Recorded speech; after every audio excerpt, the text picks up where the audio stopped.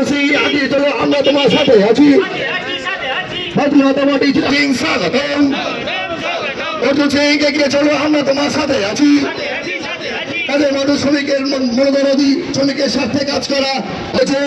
আমি প্রথমেই আমাদের প্রাক্তন সাংসদ মাননীয় অর্জুন সিং মহাশয়কে রমেশ যাদব করবো উত্তরীয় পরিচয় তাকে সমর্থন তার থানার গেটের মধ্যে দিয়ে আমি মনোজ সিংকে বলবো অর্জুন সিং মহাশয়কে সমর্থন দিচ্ছে উত্তরীয় পরিচয় রমেশ যাদব।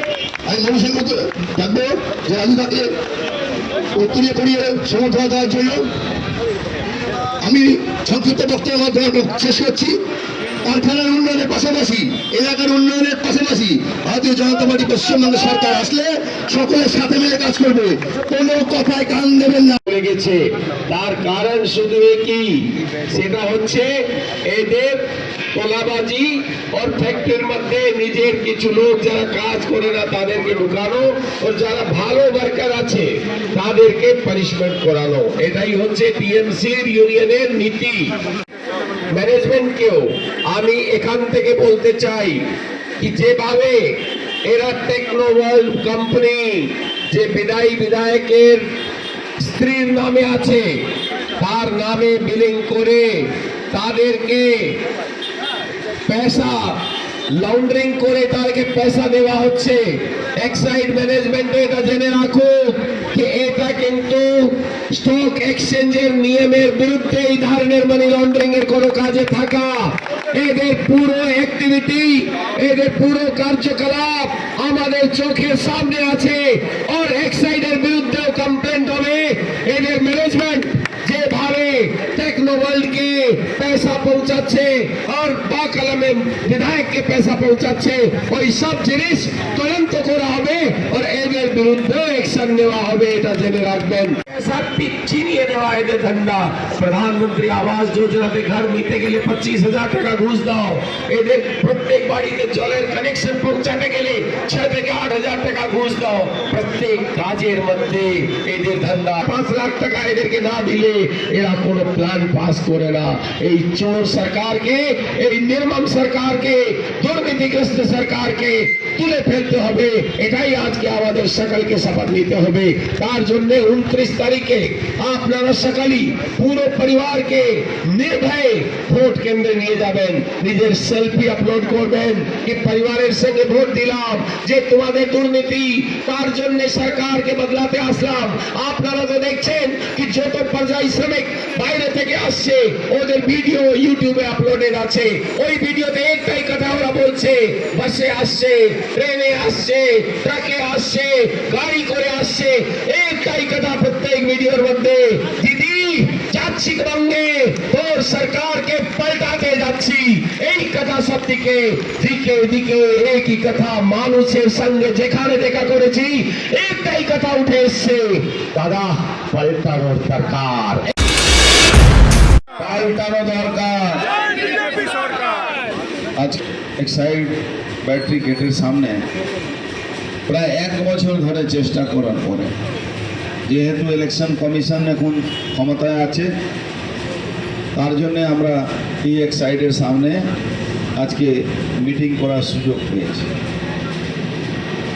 এখানে উপস্থিত আছেন আপনাদের জগদ্দল বিধানসভা প্রার্থী retired IPS doctor Rajesh Kumarji, উপস্থিত আছে আমাদের রাজু সাহানি যিনি হালিশহর পৌরসভার চেয়ারম্যান ছিলেন একটা সময়।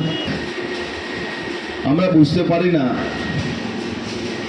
এই যে কারখানা মালিক যারা এই কারখানাকে চালান আর যারা এখানে দায়িত্বপূর্ণ লোক আছে তাদের কি বিবেক আছে কি বিবেক মরে গেছে?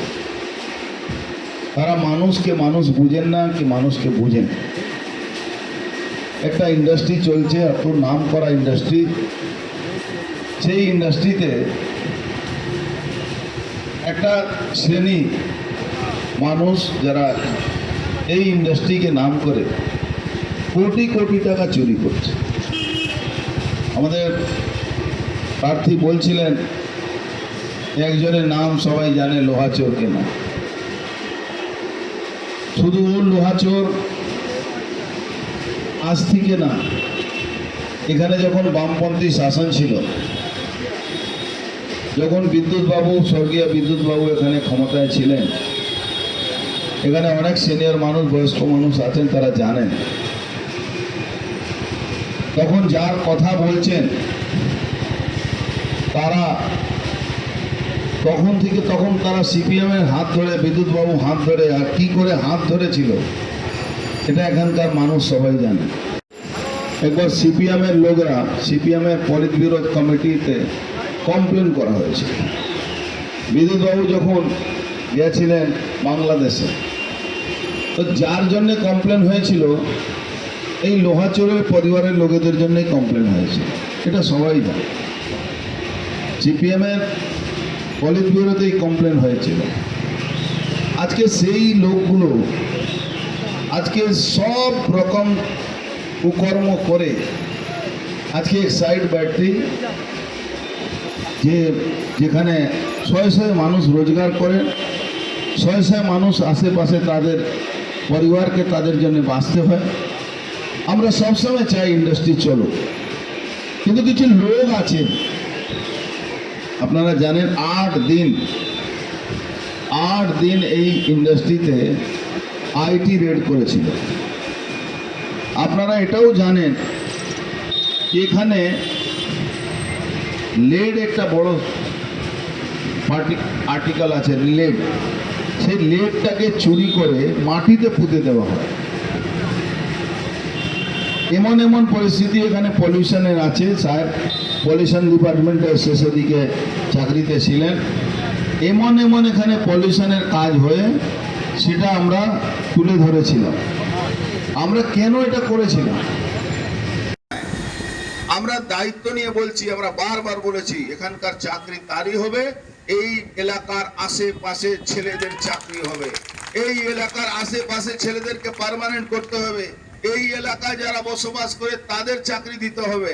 আপনি এখানে থাকবেন আর নিয়ে আসবেন ওই তামিলনাড়ু থেকে নিয়ে চাকরি দেব, ওই কোন বাবার নামে, কতগুলো বাবা আছে, 16টা বাবা আমাদের, কেউ তামিলনাড়ু, কেউ উড়িষ্যা, কেউ মহারাষ্ট্র, কেউ বিহার, কেউ উত্তরপ্রদেশ, কেউ কে কোথা থেকে আসবে, তারা তাদের হয়ে তাদেরকে পয়সা নিয়ে তাদেরকে চাকরি দিতে হবে। এটা কিন্তু খুব খারাপ জায়গায় যাচ্ছে।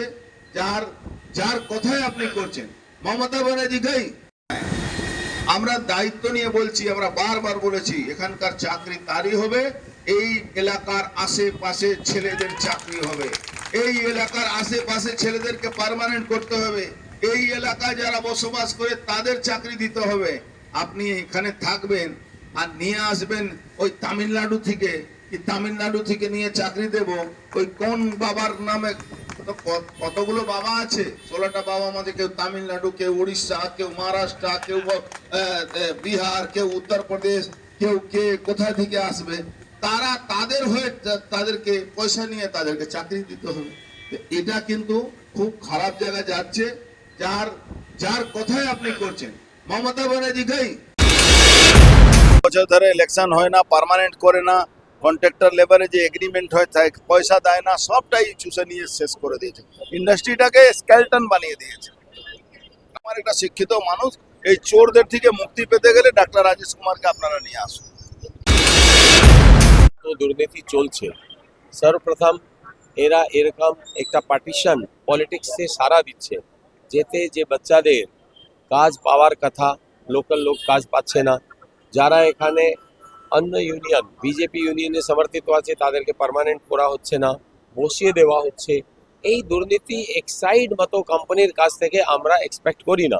নাম্বার 2, টেকনো ওয়ার্ল্ড নামের একটা কোম্পানি, যেটা বিধায়কের স্ত্রীর নামে আছে, তাকে লাভ দেওয়ার জন্য ওনারা যেভাবে বিল অ্যাকসেপ্ট করছেন এবং তাকে শুধু বিনা কোনো কাজ, শুধু বিল করার জন্যে পয়সা দেওয়া হচ্ছে, আপনি এটা জেনে রাখুন, এটা মানি লন্ডারিং এর ভিতরে পড়ে।